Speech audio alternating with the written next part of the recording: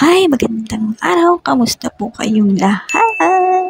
Gaya ng nakagawian, maaga tayong nagigising 'pag may pasok ang alaga at ito nga mga kakaharapin ko sa pa po itong mga gawain ko sa araw na ito. At nang natapos nga akong magurong, ayan, iniligpit ko na yung mga nahinuluan at nilagay sa babenggalan at yung mga kaldero dun sa kanyang lagayan. At sumunod nga ito, dire-diretso pa rin tayo.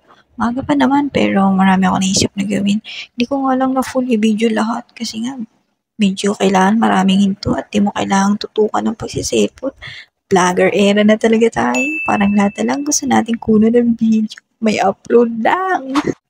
Uwi na naman sa kusina talaga ang aking bet kasi diyan lang talaga ako maraming ginagawa. At ito nga, nagsalin ako ng harina at cornstarch. At ito, sabay-sabay ko nang napukuluan, nagsaing ang ating mga ulam. Magluluto nga pala ako ng munggo ngayong araw.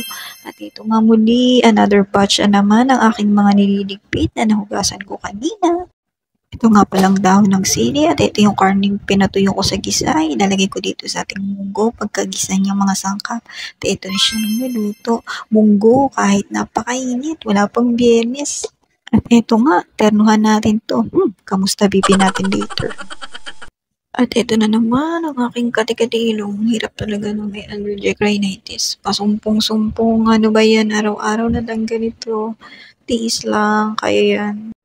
At nagpunta rin na ako sa likod bahay para kunin yung sinumpay ko na comforter. Medyo parang dumidilim, mukhang uulan yata ngayong hapon.